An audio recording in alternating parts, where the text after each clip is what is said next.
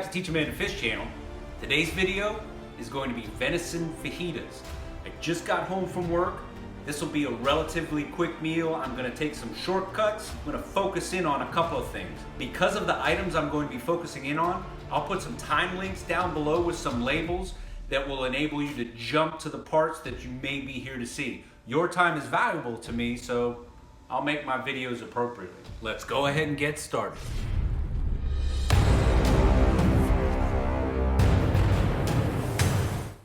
I've got other videos out there where you can see where I do a 24-hour marinade and get all kinds of detail into the spices.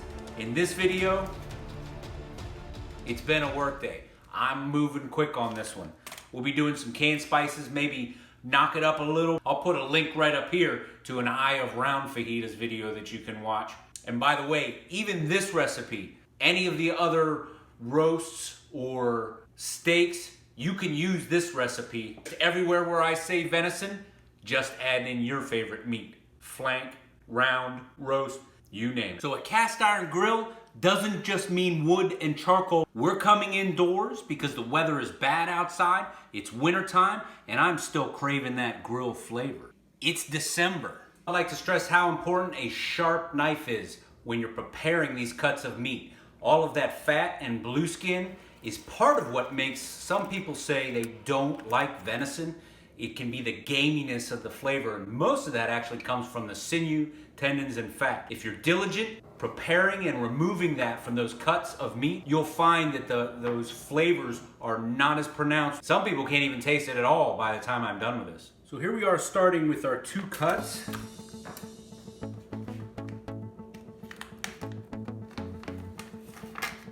Nice and beautiful back strap here. But you'll notice that it's covered in this blue skin that needs to be removed. There isn't a whole lot of fat that comes along on the back strap, but it's an easy cleanup. The method for cleaning off the blue skin is a lot easier than you might think. Along one side of the back strap, there's a very thick tendon.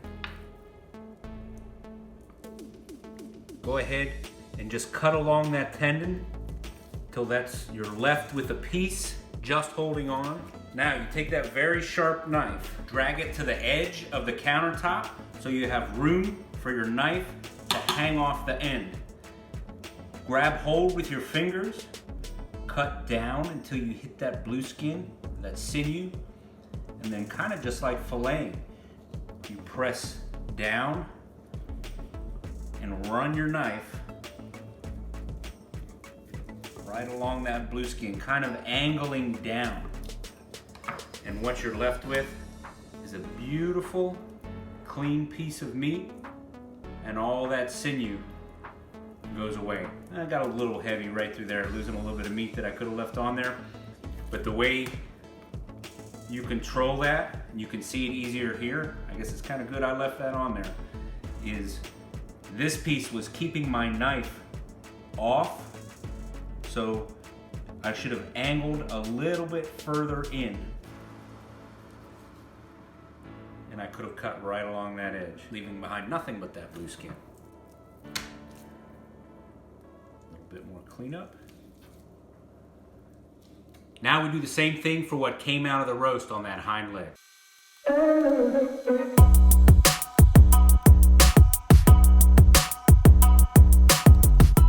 There you are, and that's all the trim, not very much, coming off of cleaning up that roast and the back strap.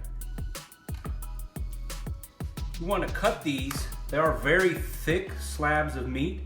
We want to cut these down to about the width of the strips that we want them to ultimately be in. So if you think of a fajita strip of steak, it's about that thick. The other thing that it also does when you pare these down to thinner sizes, it's easier to cook, it's fast, because we're also going to talk about heat and speed with which you cook venison, and it gets everything down to similar sizes and thickness which makes the cook more consistent.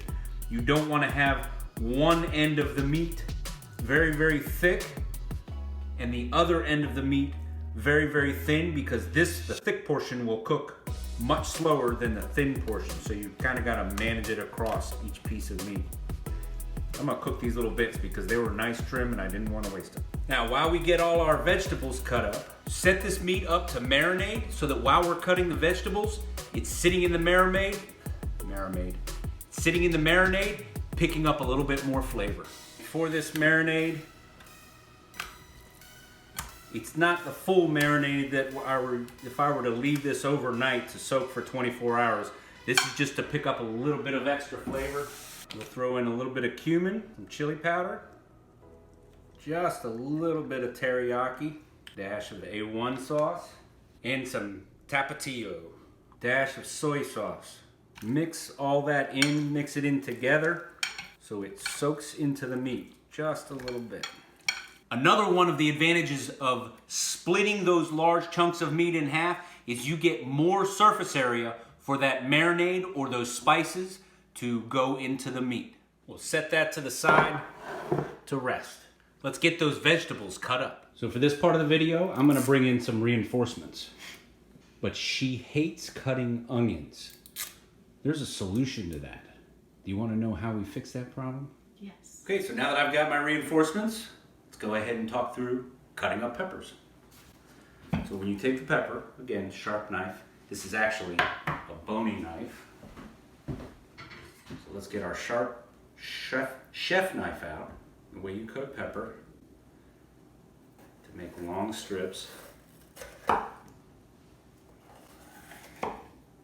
top to bottom, and you're leaving behind that webbing, right? And all those seeds.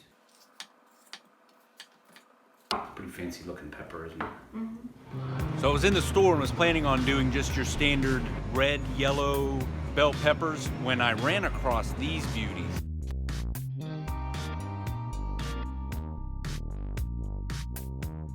So there you go, going into the fajitas. So onions give off a sulfur chemical, which is actually, as you cut through the cells in this onion, the onion has a defense where it releases a sulfur compound. When it connects with the water in your eyes, it actually forms sulfuric acid, very small amounts of it, but your eyes are very sensitive, and so are other animals. And that's what gets the animals to stop eating it. It's a defense mechanism. So we turn on the fan, that's how we fight. We have fresh air blowing towards us, and those sulfur compounds that float up in the air hopefully blow away from it.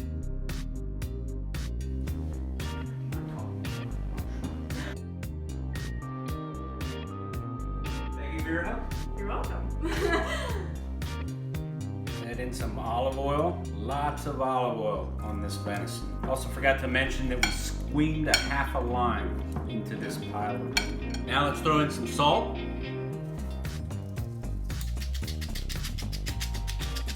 It's a generally accepted practice that flame is the best for cast iron. What you'll see me using here is something that I'll put a link down below for those of you that are stuck with induction and electric stoves. This could be an option for you. Pretty serious stove, putting out 15,000 BTU. I'm also trying something else new. You've seen in my videos where I use a stovetop griddle/grill from Lodge.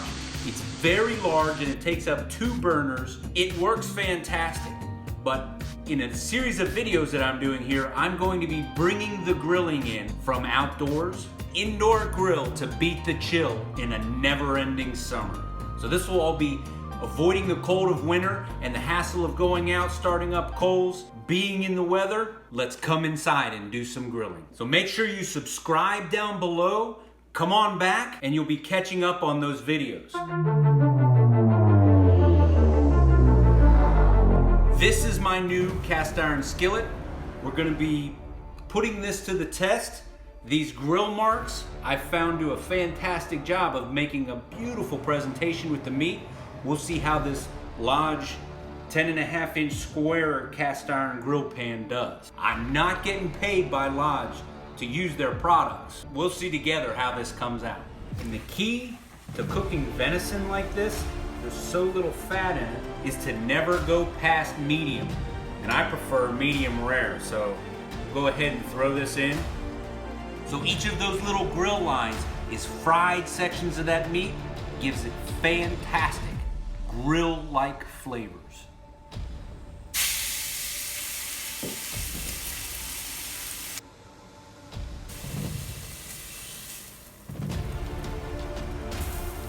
Look at that. We're setting at 45 degrees. Put a second set of grill marks in. And we're shooting for about 110 in the middle.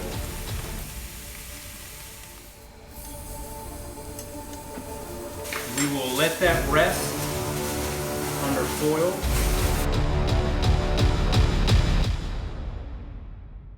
Now that we've got that meat off the cast iron grill, we'll go ahead and slice it into the fajita slices. The key to slicing this is slicing against the grain, making thin cuts all the way through the entire piece. The beauty of backstrap is it's easy to see the grain. Sometimes in the roast, you gotta pay real close attention to which way the grain is going because it might go oblong to the way the meat lays out. Some people cut at an angle, thinking you get a better presentation, having that blackened portion more visible, or you can go for better taste, straight up and down against the grain. You get a better mouthfeel with those little slender cuts. Now let's go ahead and put it all back into those juices, and we will incorporate that into this dish.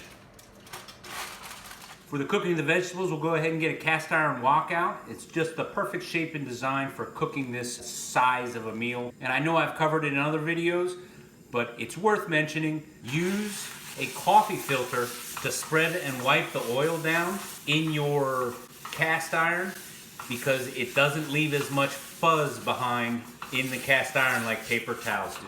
So we'll be putting 3 packets of fajita mix in there. I told you we were gonna incorporate that juice, so each packet calls for a 1/4 cup of water.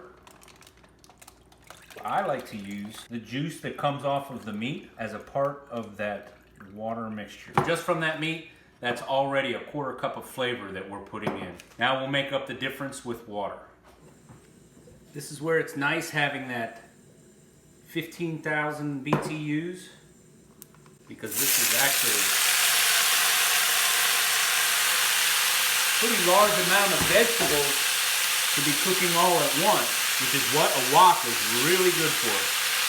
So I know we said we wouldn't be putting spice packets in this, but what is the point of cooking onions without having the smell of garlic cooking along with it?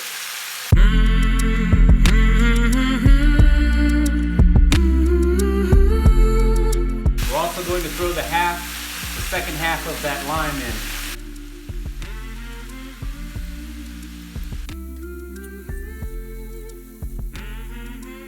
Throw in a little bit of chili powder. I like to throw in some dried habanero and a little bit more cumin.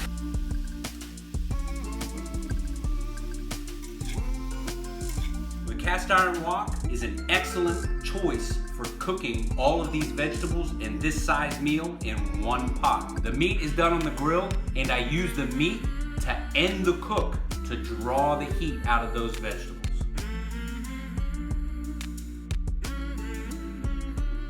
So YouTube says that this video is perfect for your viewing habits, and this is a playlist of my other venison cooking.